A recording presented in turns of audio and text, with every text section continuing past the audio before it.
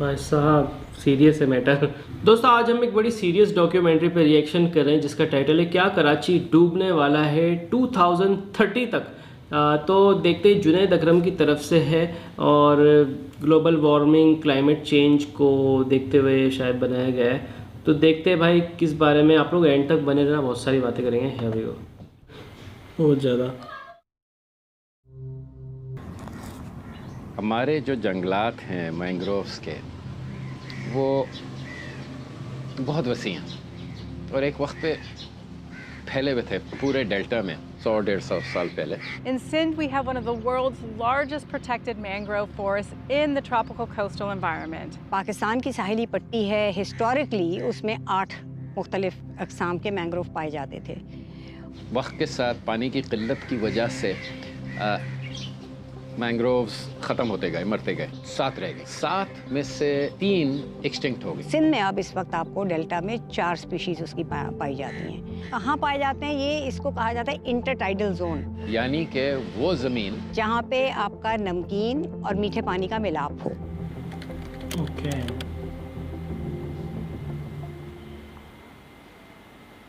The climate crisis is harming people around the world. 2022 and 2023 were extremely disruptive years. We had fires, floods, massive rainstorms, high heat, and dangerously poor air quality worldwide. Karachi में शाम में हवा कितनी अच्छी होती है, क्यों? दुनिया में जितने भी दरख्त या पौधे हैं वो कार्बन सिंक करते हैं, कार्बन को एब्जॉर्ब करते हैं। उनमें सबसे ज़्यादा जो कार्बन एब्जॉर्ब करता है वो मैंग्रोव्स करते हैं।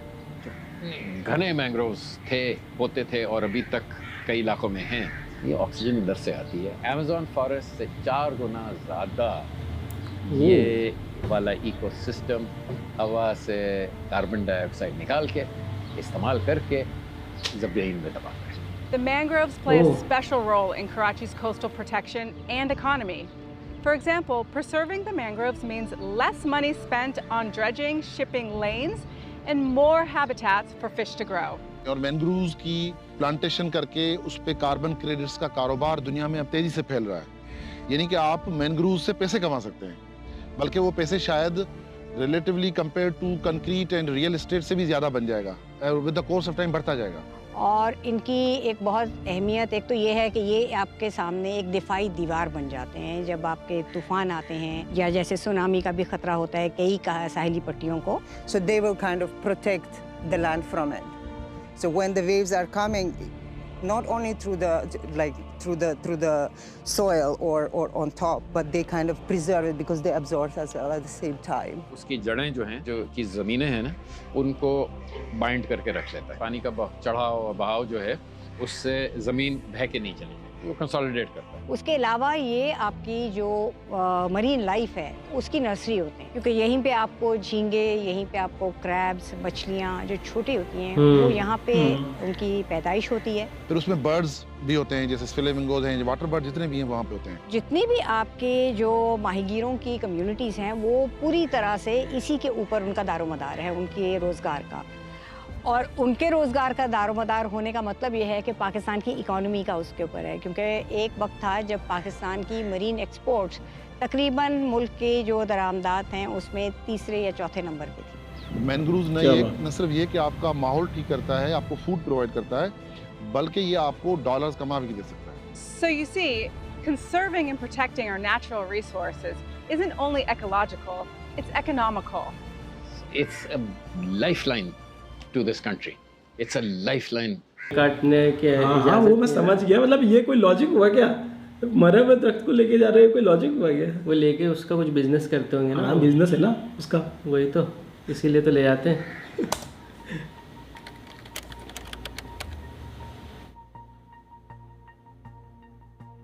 अनफॉर्चुनेटली कराची में कंक्रीट बनाने और हाउसिंग कॉलोनीज बनाने के चक्कर में नोबडी रियलाइज्ड कि आप ऐसे शहर के साथ चूंचरा कर रहे हो जो अर्थक्वेक जोन बी है और ये टाइडल डेल्टा है। Indus delta is a tidal delta. Mai Kolachi का इलाका है, वो पूरा मैंग्रोव का जंगल होता था।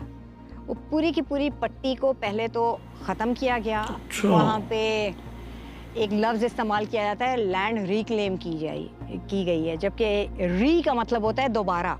वो लैंड थी ही नहीं इंसानों की, वो समंदर की मिल्कियत थी वो। तो वहाँ पे मट्टी डिब्री सारी चीज़ें डाल के लैंड रिक्लेमेशन की गई और वहाँ की प्लॉटिंग की गई कि हाउसिंग कॉलोनी बनेगी यहाँ पे।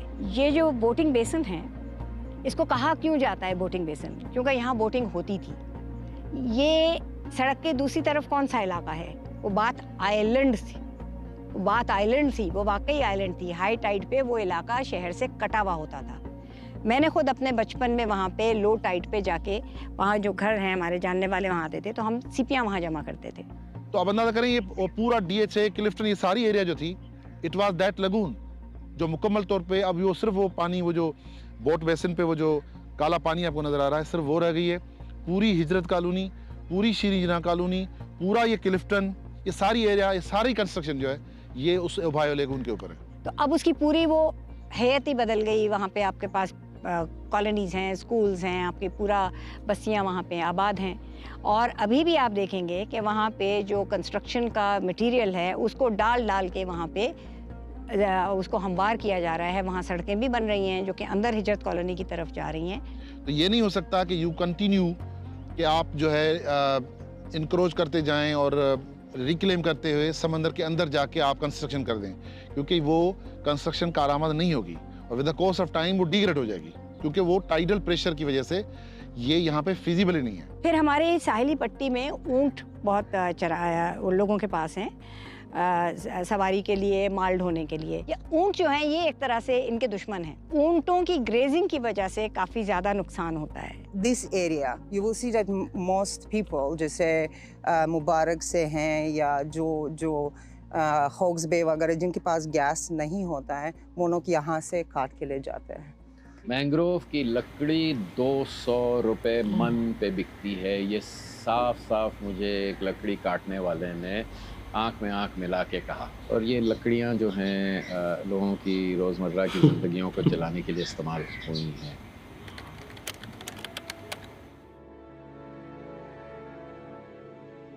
मेट डिपार्टमेंट से हिस्ट्री उठा के देखें तो 100 साल हमारी जो हिस्ट्री है उसमें जितने तूफान आए हैं यहाँ पे, समुद्री तूफान या तेज़ हवाएं, वो भी तूफान की ज़ुमरे में आती हैं, उतने ही तकरीबन पिछले 10 से 15 साल में आ चुके हैं। तो जो 100 साल में जो तादाद थी वो आपकी अब 10-15 साल के अंदर आ गई है।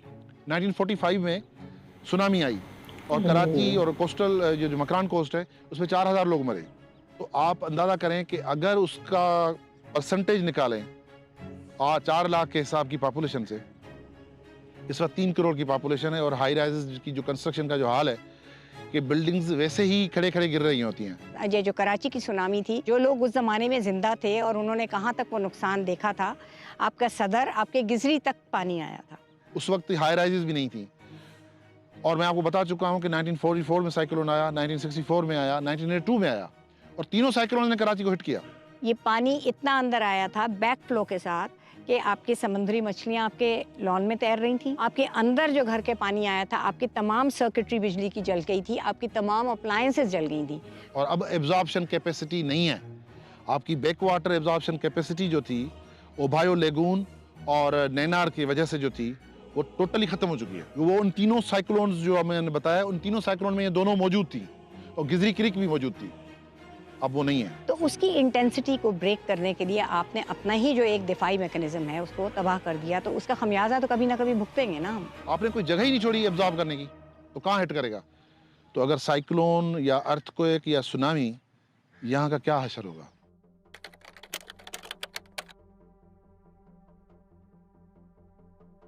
तो नुकसानात का तो एक जो कराची में सुनामी आ चुकी है, मुझे नहीं पता था। या जो क्लाइमेट और एनवायरनमेंट के लोग हैं उनसे अगर आप वो मॉडलिंग देखें तो वो तो आपको इसके बहुत ज़्यादा नुकसानात बताते हैं। Mubarak, Suneri, French Beach, like all of these are vulnerable because there is no protection.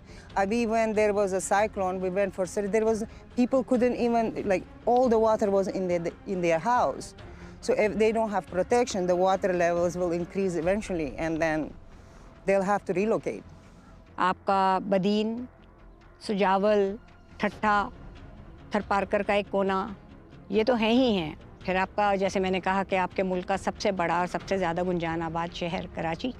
Karachi 150 miles nautical miles पे है from the triple junction tectonic plates का। वहाँ हजारों एटम बम की ताकत या एनर्जी मौजूद होती है और थोड़ी भी साइज में एक्टिविटी जो है कैन जनरेट अ सुनामी, जो अकॉर्डिंग टू एक्सपर्ट्स 20 मिनट में पूरे कराची को स्वीप ओवर कर सकती है। तो आप अंदाजा करें कि पूरा कराची वल्नरेबल है। लेकिन लोकल सेंस में अगर आप देखना चाहते हैं तो मेरा ख्याल है कोरंगी से लेके बल्कि लठ बस्ती से लेके आपके चरना आइलैंड तक, जिसमें डिफेंस, क्लिफ्टन, आपके दोनों पोर्ट्स यानी कि पोर्ट कासम और केमाड़ी, ये सब वल्नरेबल है।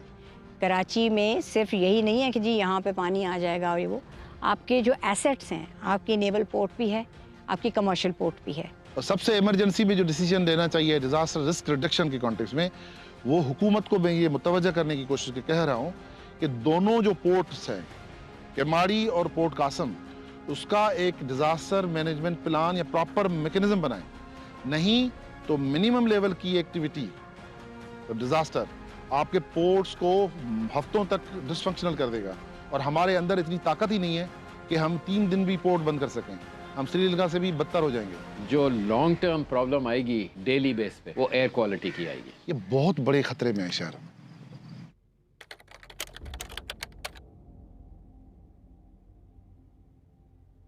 और ये हमारे पास वक्त है अभी कि अगर कराची के जजीरे कुदरती ज़ख़ीरे माने जाएं और इन पे सिस्टम्स डाले जाएं कि हम लोग इधर भी प्लांटेशन करें, सिर्फ दूर वाले डेल्टा में ना करें, हमारे डेल्टा में भी करें, और इन प्लांटेशंस को और पुराने दरख्तों को, पुराने जंगलात को बचा के रखें, तो ये पॉइंट है कि बच जाएगा। हमने कुछ नहीं किया, चुप रहे इस पे। The future is bleak.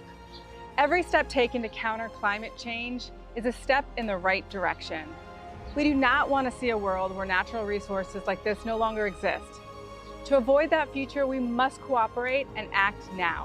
Bundle island पे मैंने जो हिसाब किताब लगाया है, अगर आप इसको 10 साल के लिए छोड़ दें, पूरा आइलैंड, पूरा तो नहीं, 60-65% आइलैंड जंगल से भर जाएगा। 5 साल के लिए छोड़ दें, छोटे दरख्त सब जगह लगे, आप सिर्फ छोड़ दें, ठीक है, ऑटोमेटिक लग जाएंगे वो, एक से दूसरा, दूसरे से तीसरा। ओके भाई, काफ़ी आई ओपनिंग डॉक्यूमेंट्री मेरे को लगी है। और ये नीट एक्चुअली सिर्फ पाकिस्तान को नहीं, सबको है ज़रूरत, सबको है इस चीज़ की ज़रूरत। बाकी हाँ, ये तो कह सकते हैं कि यार आज पूरी दुनिया ही जो है क्लाइमेट क्राइसिस से जूझ रही है।